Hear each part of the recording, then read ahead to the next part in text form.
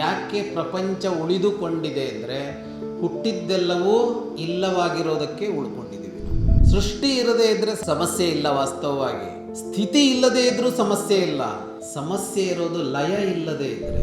ನನಗೊಂದು ಮನಸ್ಸಿದೆ, ನಾನು ಅಂತ ಹೇಳ್ಕೊಳ್ತೀವಲ್ಲ, ಈ ನಾನು ಅನ್ನೋದು ಅದು ಒಳಗೆ ಸೇರಿ ಹೋದಾಗ ಆ ಖುಷಿ ಸಿಗತ್ತೆ. ನಮ್ಮಷ್ಟಕ್ಕೆ ಖುಷಿ ಪಡ್ಬೋದು. ಅದಾಗೋದು ಯಾವಾಗ ಅಂದರೆ ನಮ್ಮ ಒಳಗಿನ ಜೀವಾತ್ಮ ಇದೆಯಲ್ಲ, ಅದು ಶಿವ ಆದಾಗ. ಶಿವ ಆಗೋದು ಅಂದರೆ ಏನು? ಇಲ್ಲಿಯದೆಲ್ಲ ಮರೆತು ಹೋಗುತ್ತೆ. ಇಲ್ಲಿಯದೇನೂ ಇಲ್ಲ, ಏನೂ ಕಾಣಿಸೋಲ್ಲ, ಏನೂ ಕೇಳಿಸೋಲ್ಲ, ಏನೂ ಬೇಕಾಗೋಲ್ಲ. ಆದರೆ ಒಂದು ಸಂತೋಷ ಸಿಗುತ್ತೆ. ಎಚ್ಚರಿರೋದು ಸುಖ ಅಂತ ಅಂದ್ಕೊಂಡಿದ್ದೀವಿ, ಭ್ರಮೆ ಅದು. ನಾವು ಬದುಕ್ತಾ ಇದ್ದೀವಲ್ಲ, ನಮ್ಮ ಬದುಕಿನ ಸರ್ವೋಚ್ಚ ಸುಖ ಸಿಗ್ತಾ ಇರೋದು ಎಲ್ಲಿ ಗೊತ್ತಾ? ನಿದ್ರೆಯಲ್ಲಿ, ಎಚ್ಚರದಲ್ಲಲ್ಲ. ದೇಹಕ್ಕೆ ಶಕ್ತಿ ತುಂಬ್ತಾ ಇರೋದು ಅದು, ಸುಖ ಕೊಡ್ತಾ ಇರೋದು ಅದು. ಏನದು ನಿದ್ರೆಯ ಸ್ವರೂಪ? ಈ ನಿದ್ದೆಯೇ ಇಷ್ಟು ಸುಖ ಕೊಟ್ಟರೆ ಈ ನಿದ್ದೆಗಿಂತ ಹಿಂದೊಂದು ಅನುಭವ ಇದೆ. ನಿದ್ದೆಯಂತೆಯೇ ಇರುತ್ತೆ ಅದು. ಅದು ಏನು ಅಂತ ಹೇಳೋಕ್ಕಾಗಲ್ಲ. ನಾನು ಶಿವನಾಗುವುದು ಅಂದರೆ ಇದೆ. ಆ ಅನುಭವವನ್ನು ನಮ್ಮದಾಗಿಸಿಕೊಳ್ಳೋದು. ಶಿವರಾತ್ರಿಯ ಮಹಾಪರ್ವ. ಶಿವನ ಈ ಆರಾಧನೆ ರಾತ್ರಿ ನಡೆಯುವಂಥದ್ದು. ಸಾಧಾರಣವಾಗಿ ನಮ್ಮ ಹಬ್ಬಗಳು ಹಗಲಲ್ಲಿ ತೆರೆದುಕೊಳ್ತವೆ. ಕೆಲವು ಹಬ್ಬಗಳು ಮಾತ್ರ ರಾತ್ರಿಯಲ್ಲಿ ನಡೆಯುವಂಥದ್ದು. ಶಿವನ ಈ ಆರಾಧನೆ ನಡೆಯೋದು ರಾತ್ರಿಯಲ್ಲಿ. ನಿದ್ದೆಯ ಕಾಲ, ಮಲಗಿರಬೇಕಾದ ಕಾಲ, ಎಚ್ಚರಿರಬಾರದ ಕಾಲ. ಕಾಲ ಬದಲಾಗಿದೆ. ಕಾಲಧರ್ಮ ನಮ್ಮ ಧರ್ಮ ಏನೂ ಆಗಿಲ್ಲ. ಕಾಲಕ್ಕೊಂದು ಧರ್ಮ ಇದೆ. ಧರ್ಮ ಅಂದರೆ ಸ್ವಭಾವ. ಕಾಲಕ್ಕೊಂದು ಸ್ವಭಾವ ಇದೆ. ಆ ಸ್ವಭಾವಕ್ಕನುಗುಣವಾಗಿ ನಾವಿರಬೇಕು ಅಂತ ಲೆಕ್ಕ. ಹಗಲು ಎಚ್ಚರಿರಬೇಕು, ರಾತ್ರಿ ನಿದ್ರಿಸಿರಬೇಕು ಅಂತ ಒಂದು ಕ್ರಮ. ಸೃಷ್ಟಿ ಆಗಿದೆ. ಪಶು ಪಕ್ಷಿ ಪ್ರಾಣಿಗಳೆಲ್ಲ ಕತ್ತಲಾವರಿಸ್ತಾ ಇದ್ದಂತೆ ನಿದ್ದೆಗೆ ಜಾರ್ತವೆ. ಮನುಷ್ಯ ಅದನ್ನು ಬದಲಾಯಿಸಿಕೊಂಡಿದ್ದಾನೆ. ಹಗಲು ರಾತ್ರಿಗಳನ್ನು ಒಂದೇ ಮಾಡಿಕೊಂಡಿದ್ದಾನೆ. ಪರಿವರ್ತನೆ ಕೂಡ ಮಾಡಿಕೊಂಡಿದ್ದಾನೆ. ಹಗಲು ಮಲಗುವ, ರಾತ್ರಿ ಎಚ್ಚರಿರುವ ವೃತ್ತಿಗಳನ್ನೆಲ್ಲ ಸೃಷ್ಟಿ ಮಾಡಿಕೊಂಡಿದ್ದೀವಿ. ಸೃಷ್ಟಿಯಲ್ಲಿ ಅಂಥ ಪ್ರಾಣಿಗಳು ಇದ್ದುವು.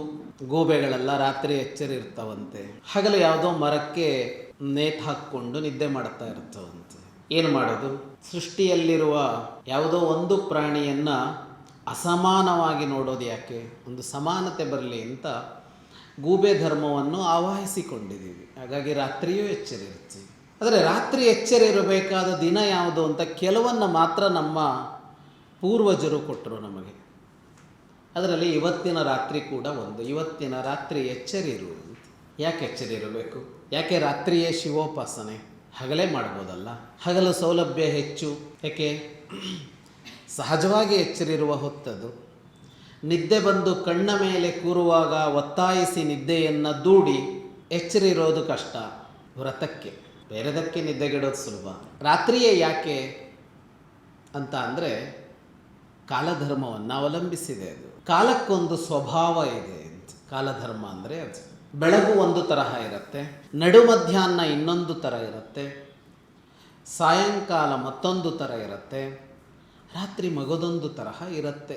ಆ ವ್ಯತ್ಯಾಸಗಳು ಗೊತ್ತಾಗುತ್ತಾ ಇಲ್ಲ ನಮಗೀಗ. ಹೋಗುತ್ತಾ ವ್ಯತ್ಯಾಸ ಏನೋ ಗೊತ್ತಾಗುತ್ತಾ ಇಲ್ಲ. ಆದರೆ ಸಹಜವಾದ ಬದುಕಿದರೆ, ಸಹಜವಾಗಿ ಬದುಕಿದ್ರೆ ಈ ವ್ಯತ್ಯಾಸ ಗೊತ್ತಾಗ್ತಾ ಇತ್ತು. ಚೆನ್ನಾಗಿ ನಿದ್ದೆ ಮಾಡಿ ಬೆಳಗ್ಗೆ ಎದ್ದರೆ ಒಂದು ಫ್ರೆಶ್ನೆಸ್ ಇರುತ್ತೆ, ಹೊಸತನ ಇರುತ್ತೆ. ಏನೋ ಒಂದು ಕಾರ್ಯವನ್ನು ಆರಂಭಿಸೋಣ ಅಂತ ಅನ್ನಿಸ್ತಾ ಇರುತ್ತೆ. ಮಧ್ಯಾಹ್ನ ಬಂದರೆ ಅದಕ್ಕೊಂದು ಪ್ರಖರತೆ ಬರುತ್ತೆ. ಮಧ್ಯಾಹ್ನಕ್ಕೆ ಸಂಜೆ ಆಗ್ತಾ ಇದ್ದ ಹಾಗೆ ಸಹಜವಾಗಿ ಕೆಲಸಗಳನ್ನು ನಿಲ್ಲಿಸೋಣ ಅಂತ ಅನ್ನಿಸುತ್ತೆ. ಈಗಲೂ ಅನ್ನಿಸುತ್ತೆ, ಸಂಜೆ ಆಗ್ತಾ ಇದ್ದಂತೆ ಸಾಕು ಅಂತ ಅನ್ನಿಸುತ್ತೆ. ಸಾಕು ಮಾಡೋದಿಲ್ಲ ನಾವು ಅನ್ನೋದು ಬೇರೆ. ರಾತ್ರಿ ಆಯಿತು ಅಂದರೆ ತನ್ನಷ್ಟಕ್ಕೆ ನಿದ್ದೆ ಬರುತ್ತೆ.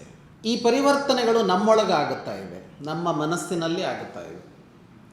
ಆದರೆ ಇದಕ್ಕೆ ಕಾರಣ ಇರೋದು ಹೊರಗಡೆಯ ಜಗತ್ತಿನಲ್ಲಿ. ಎಲ್ಲಿ ಅಂದರೆ ಕಾಲದಲ್ಲಿ ಇದೆ ಇದು. ಬೆಳಗ್ಗೆಗೊಂದು ಸ್ವಭಾವ, ನಡು ಮಧ್ಯಾಹ್ನಕ್ಕೊಂದು ಸ್ವಭಾವ, ಸಂಜೆಗೊಂದು ಸ್ವಭಾವ, ರಾತ್ರಿಗೊಂದು ಸ್ವಭಾವ ಅಂತ ಇದೆ. ಯಾಕೆ ಈ ವ್ಯತ್ಯಾಸ? ಹೊರಗಡೆಯಿಂದ ನೋಡಿದಾಗ ಸೂರ್ಯ ಉದಯಿಸಿದಾಗ, ಸೂರ್ಯ ತೀಕ್ಷ್ಣವಾದ ಕಿರಣಗಳನ್ನು ಬಿತ್ತುವಾಗ, ಸೂರ್ಯ ತನ್ನ ಕಿರಣಗಳನ್ನು ಹಿಂತೆಗೆದುಕೊಳ್ಳುವಾಗ, ಸೂರ್ಯ ಸಂಪೂರ್ಣವಾಗಿ ಮರೆಯಾದಾಗ ಇಂಥ ಬದಲಾವಣೆಗಳು ನಮ್ಮ ಮನಸ್ಸಿನಲ್ಲಿ ಆಗುತ್ತವೇನೋ ಅಂತ ಅನ್ನಿಸುತ್ತೆ. ಅಂದರೆ ಇಷ್ಟೇ ಅಲ್ಲ ಅಂತ ಹೇಳ್ತವೆ ತತ್ವಶಾಸ್ತ್ರಗಳು. ಕಾಲದ ಈ ಸ್ವಭಾವಕ್ಕೆ 3 ಅಂಶಗಳು ಕಾರಣ ಅಂತ. 3 ಅಂಶಗಳಿವೆ. ತ್ರಿಗುಣಗಳು ಅಂತ ಕರೀತಾರೆ ಅವುಗಳನ್ನು. ಸತ್ವ, ರಜಸ್ಸು, ತಮಸ್ಸು ಅಂತ 3 ಕೇಳಿರ್ತೀರಿ ಶಬ್ದಗಳನ್ನು, ಓದಿಯೂ ಇರ್ತೀರಿ. 3 ಗುಣಗಳು ಅಂತ ಕರೆದ್ರೆ ಇದನ್ನು ತ್ರಿಗುಣ ಅಂತ. ಈ 3 ಗುಣಗಳ ಸಂಯೋಜನೆಯೇ ಈ ಕಾಲದ ವೈಪರೀತ್ಯಕ್ಕೆ, ಕಾಲದ ಪರಿಣಾಮದಲ್ಲಿ ಆಗುವ ವೈಪರೀತ್ಯಕ್ಕೆ ಕಾರಣ ಅಂತ. ಯಾವಾಗ ಸತ್ವ ಹೆಚ್ಚಾಗಿರುತ್ತೋ ಕಾಲದಲ್ಲಿ, ಆಗ ಒಂದು ತರಹ ನಮ್ಮ ಮನಸ್ಸು, ನಮ್ಮ ದೇಹ ಅದಕ್ಕೆ ಪ್ರತಿಕ್ರಿಯಿಸುತ್ತೆ. ಯಾವಾಗ ರಜಸ್ಸು ಹೆಚ್ಚಾಗತ್ತೋ ಆಗ ಒಂದು ತರಹ, ಯಾವಾಗ ತಮಸ್ಸು ಹೆಚ್ಚಾಗತ್ತೋ ಆಗ ಒಂದು ತರಹ. ಸತ್ವ ಹೆಚ್ಚಾದಾಗ ಸುಮ್ಮನಿರಬೇಕು ಅಂತ ಅನ್ನಿಸುತ್ತೆ, ಆದರೆ ನಿದ್ರೆ ಮಾಡಬೇಕು ಅಂತ ಅನ್ನಿಸೋಲ್ಲ. ರಜಸ್ಸು ಹೆಚ್ಚಾದಾಗ ಕೆಲಸ ಮಾಡಬೇಕು ಅಂತ ಅನಿಸುತ್ತೆ, ಚಟುವಟಿಕೆ ಬೇಕು ಅನಿಸುತ್ತೆ ದೇಹಕ್ಕೆ, ದೇಹ ಮತ್ತು ಮನಸ್ಸಿಗೆ. ಕಾಲದಲ್ಲಿ ತಮಸ್ಸು ಹೆಚ್ಚಾದಾಗ ನಿದ್ರಿಸಬೇಕು ಅಂತ ಅನ್ನಿಸುತ್ತೆ, ನಿದ್ರಿಸಬೇಕು ಅಂತ ಅನ್ನಿಸುತ್ತೆ. ಬೆಳಗು ಅನ್ನೋದು ಹಾಗೆ, ಸತ್ವ ಹೆಚ್ಚಿರುತ್ತೆ. ಬೆಳಗ್ಗೆ ಎದ್ದವರಿಗೆ ಸಹಜವಾಗಿ ಬದುಕಿದರೆ ಗೊತ್ತಾಗುತ್ತೆ, ಬೆಳಗ್ಗೆ ಎದ್ದ ಕೂಡಲೇ ದೇಹದಲ್ಲಿ ವೇಗ ಇರೋದಿಲ್ಲ. ಸಹಜವಾಗಿದ್ದರೆ ಬದುಕು. ಆಫೀಸಿಗೆ ಹೋಗಬೇಕು, ಇನ್ನೊಂದು ಸಮಯ ಇಲ್ಲ, ಗಡಿಬಿಡಿ, ಧಾವಂತ ಇದೆಲ್ಲ ಇಲ್ಲದೇ ಇದ್ದಾಗ, ಬೆಳಗ್ಗೆ ಎದ್ದಾಗ ಸಾವಧಾನವಾಗಿರ್ತೀವಿ. ನಿಮ್ಮ ಉಸಿರಾಟದಿಂದ ಆರಂಭ ಮಾಡಿ ಎಲ್ಲವನ್ನು ಗಮನಿಸಿಕೊಳ್ಳಿ, ದೇಹದಲ್ಲಿ ವೇಗ ಇಲ್ಲ ಆಗ. ಆದರೆ ಅದು ಸೂರ್ಯನ ಪ್ರಖರತೆ ಬರ್ತಾ ಹೋದಂತೆ ಅದು ಕಳೆದು ನಮ್ಮನ್ನು ಚಟುವಟಿಕೆಗೆ ತೊಡಗಿಸುತ್ತೆ, ಅದು ತನ್ನಷ್ಟಕ್ಕೆ ತೊಡಗಿಸುತ್ತೆ. ಅದು ಮತ್ತು ಸಂಜೆ ಆಯಿತು ಅಂತ ಅಂದರೆ ಸುಮ್ಮನಿರೋಣ ಅಂತ ಅನ್ನಿಸುತ್ತೆ. ರಾತ್ರಿ ಆದಾಗ ತನ್ನಷ್ಟಕ್ಕೆ ನಿದ್ದೆ ಬರುತ್ತೆ. ಅದು ತಮಸ್ಸು ಆವರಿಸಿದ ಕಾಲ. ಸೃಷ್ಟಿಯಲ್ಲಿ, ಕಾಲದಲ್ಲಿ ತಮಸ್ಸು ತುಂಬಿಕೊಳ್ತಾ ಹೋದಂತೆ ತನ್ನಷ್ಟಕ್ಕೆ ಅದು ನಮ್ಮನ್ನು ನಿದ್ರೆಗೆ ಎಳೆಯುತ್ತೆ. ನಮ್ಮನ್ನು ಅಂತಲ್ಲ, ಪಕ್ಷಿಗಳೆಲ್ಲ ಗೂಡು ಸೇರ್ತವೆ. ಈ ತ್ರಿಗುಣಗಳಿಂದಾಗಿ ಈ ವ್ಯತ್ಯಾಸಗಳೆಲ್ಲ ಆಗುತ್ತಾ ಇರ್ತವಲ್ಲ, ಈ ತ್ರಿಗುಣಗಳೇ ಎಲ್ಲದಕ್ಕೂ ಕಾರಣ ಅಂತ ಭಾರತೀಯ ದರ್ಶನಗಳು ಹೇಳುತ್ತವೆ. ಈ 3 ಇದೆಯಲ್ಲ, ಈ 3 ಎಲ್ಲದಕ್ಕೂ ಕಾರಣ ಅಂತ. ಈ 3 ಒಂದು ರಾ ಮೆಟೀರಿಯಲ್ ಅಂತ ತೆಗೆದುಕೊಂಡ್ರೆ, ಮೂಲ ಪದಾರ್ಥ ಅಂತ ತೆಗೆದುಕೊಂಡ್ರೆ, ಈ 3 ಸೇರಿಸಿಯೇ ಈ ಸೃಷ್ಟಿಯನ್ನು ಮಾಡಲಾಗಿದೆ ಅಂತ. ಸೃಷ್ಟಿ ಅನ್ನೋದನ್ನು ಮಾಡುವಾಗ ಅದಕ್ಕೊಂದು ಮೂಲದ್ರವ್ಯ ಬೇಕಲ್ಲ. ಅದು ಯಾವುದು ಅಂದರೆ ಈ ಸತ್ವ, ರಜಸ್ಸು, ತಮಸ್ಸು ಅನ್ನೋದನ್ನು ಇಟ್ಟುಕೊಂಡು ಬೇರೆ ಬೇರೆ ಕಾಂಬಿನೇಷನ್ನಲ್ಲಿ ಇದನ್ನು ಮಿಶ್ರ ಮಾಡ್ತಾ ಹೋದಾಗ ಇಡೀ ಸೃಷ್ಟಿ ಆಯಿತು. ಈ 3 ಭಾರತೀಯತೆಯ ಅತ್ಯಂತ ಪ್ರಮುಖ ಅಂಶಗಳು. ಇದನ್ನೇ ಇಟ್ಟುಕೊಂಡು ಹಲವು ಕ್ಷೇತ್ರಗಳಲ್ಲಿ 3 ನೋಡುತ್ತೇವೆ ನಾವು. ಭಾರತೀಯ ವೈದ್ಯಶಾಸ್ತ್ರ ವಾತ, ಪಿತ್ತ, ಶ್ಲೇಷ್ಮ ಅಂತ 3 ಹೇಳುತ್ತೆ. ತ್ರಿಧಾತುಗಳು ಅಂತ 3 ವಾತ, ಪಿತ್ತ, ಕಫ ಅಥವಾ ಶ್ಲೇಷ್ಮ ಅಂತ. ಇದು ಒಂದು ಸ್ಥಿತಿಯಲ್ಲಿದ್ದಾಗ ಆರೋಗ್ಯ, ಇದು ವಿಷಮವಾದರೆ ಅದು ಅನಾರೋಗ್ಯ ಅಂತ ಭಾರತೀಯ ವೈದ್ಯಶಾಸ್ತ್ರ ಹೇಳುತ್ತೆ. ಭಾರತೀಯ ಉಪಾಸನಾ ಕ್ಷೇತ್ರಕ್ಕೆ ಬಂದರೆ ತ್ರಿಮೂರ್ತಿಗಳು ಅಂತ ಇದ್ದಾರೆ, ಅವರೇ ಈ ಸೃಷ್ಟಿಗೆಲ್ಲ ಕಾರಣ ಅನ್ನುವ ಮಾತು ಬರುತ್ತೆ. ತ್ರಿಮೂರ್ತಿಗಳು ಅಂತ ಕೇಳ್ತೀವಿ ನಾವು. ಬ್ರಹ್ಮ, ವಿಷ್ಣು, ಮಹೇಶ್ವರ. ತ್ರಿಗುಣಗಳು ಅಂತ ತತ್ವಶಾಸ್ತ್ರ ಹೇಳ್ತು, ತ್ರಿಮೂರ್ತಿಗಳು ಅಂತ ಉಪಾಸನಾ ಶಾಸ್ತ್ರ ಹೇಳ್ತು, ಮತ್ತು ವಾತಪಿತ್ತ ಶ್ಲೇಷ್ಮಗಳನ್ನು ವೈದ್ಯಶಾಸ್ತ್ರ ಹೇಳ್ತು. ಈ 3 ಇಡೀ ಬದುಕಿನ ಎಲ್ಲದಕ್ಕೂ ಕಾರಣಗಳು ಅಂತ. ಉಪಾಸನಾ ಕ್ಷೇತ್ರದಲ್ಲಿ, ದೈವಿಕ ಕ್ಷೇತ್ರದಲ್ಲಿ 3 ಅಂತ ನೋಡಿದಾಗ ನಮಗೆ ಮೊದಲಿಗೆ ಶಿವನ ಹೆಸರಿನ ಉಲ್ಲೇಖ ಕಾಣಿಸುತ್ತೆ. ಬ್ರಹ್ಮ, ವಿಷ್ಣು, ಶಿವ ಅಂತ 3 ಇದೆ. 3 ರೂಪಗಳನ್ನು ನೋಡ್ತೀವಿ ನಾವು. ಪರಿಚಯ ಇದೆ ನಮಗೆ. ವಿಷ್ಣುವಿನ ಆಕಾರ ಹೇಗಿದೆ, ಬ್ರಹ್ಮನ ಆಕಾರ ಹೇಗಿದೆ, ಶಿವನ ಆಕಾರ ಹೇಗಿದೆ, ಚಿತ್ರಗಳನ್ನು ನೋಡಿದ್ದೀವಿ. ಈ 3 ಜನರಿಗೆ ಬೇರೆ ಬೇರೆ ಹೆಸರಿದೆ. 100 ಹೆಸರಿದೆ, 1000 ಹೆಸರಿದೆ. ಇವರ ಬಣ್ಣ ಬೇರೆ, ಇವರ ಕೈಯಲ್ಲಿರುವ ವಸ್ತುಗಳು ಬೇರೆ, ಆಯುಧಗಳು ಬೇರೆ, ಇವರ ಚರಿತ್ರೆಗಳು ಬೇರೆ, ಮಹಾತ್ಮೆಗಳು ಬೇರೆ, ಇವರ ಕುರಿತಾದ ಮಂತ್ರಗಳು ಬೇರೆ, ಜಪಗಳು ಬೇರೆ, ಭಜನೆಗಳು ಬೇರೆ, ಇವರ ಲೋಕಗಳು ಬೇರೆ. ಹೀಗೆ ಈ 3 ಎಷ್ಟೊಂದು ವಿಧದಲ್ಲಿ ನೋಡಿರೋದನ್ನು ನಾವು ಗಮನಿಸ್ತೀವಿ. ನಮ್ಮ ಪುರಾಣಗಳು, ನಮ್ಮ ಪುಣ್ಯಕಥೆಗಳು ಅವುಗಳನ್ನು ನಮಗೆ ಪರಿಚಯಿಸಿರ್ತವೆ. ಈ 3ರಲ್ಲಿ ಬರುವ ಒಂದು ಶಕ್ತಿ ಯಾವುದು, ಒಂದು ದೇವರು ಯಾರು ಅಂದರೆ ಅದು ಶಿವ ಅಂತ. ಈ 3 ಜನಕ್ಕೆ 3 ಕೆಲಸ ಹಾಕಿರೋದನ್ನು ಕೂಡ ನೋಡ್ತೀವಿ ನಾವು. ದೇವರು, ಅದರ ದೇವರಿಗೂ ಕೆಲಸ ಇದೆ ಮತ್ತು ಪೋರ್ಟ್ಫೋಲಿಯೋ ಇದೆ. ಸುಮ್ಮನೆ ಕೆಲಸ ಮಾಡೋ ಹಾಗಿಲ್ಲ. ನಾನು ದೇವರು, ನಾನು ಏನು ಬೇಕಿದ್ರೂ ಮಾಡ್ತೀನಿ ಅಂತ ಮಾಡೋ ಹಾಗಿಲ್ಲ. ಪಕ್ಕ ಪೋರ್ಟ್ಫೋಲಿಯೋ ಇದೆ ವ್ಯವಸ್ಥಿತವಾಗಿ. ಏನದು? ಸೃಷ್ಟಿ, ಸ್ಥಿತಿ, ಲಯ. ಸೃಷ್ಟಿ ಅಂತ ಬಂದರೆ ಅದು ಬ್ರಹ್ಮನ ಕೆಲಸ, ಸ್ಥಿತಿ ಅಂತ ಬಂದರೆ ಅದು ವಿಷ್ಣುವಿನ ಕೆಲಸ, ಲಯ ಅಂತ ಬಂದರೆ ಅದು ಶಿವನ ಕೆಲಸ. ಲಯಕಾರಕ, ಪ್ರಳಯಕಾರಕ, ಸಂಹಾರಕಾರಕ ಅಂತೆಲ್ಲ ಶಿವನನ್ನು ನೋಡ್ತೀವಿ. ಸೃಷ್ಟಿ ಅಂದರೆ ಗೊತ್ತು, ಸೃಷ್ಟಿಸುವುದು, ಉಂಟು ಮಾಡುವುದು. ಇಲ್ಲಿಯವರೆಗೆ ಯಾವುದು ಇದ್ದಿರಲಿಲ್ಲವೋ ಅದನ್ನು ಈಗ ಇರುವಂತೆ ಮಾಡುವುದು ಸೃಷ್ಟಿ.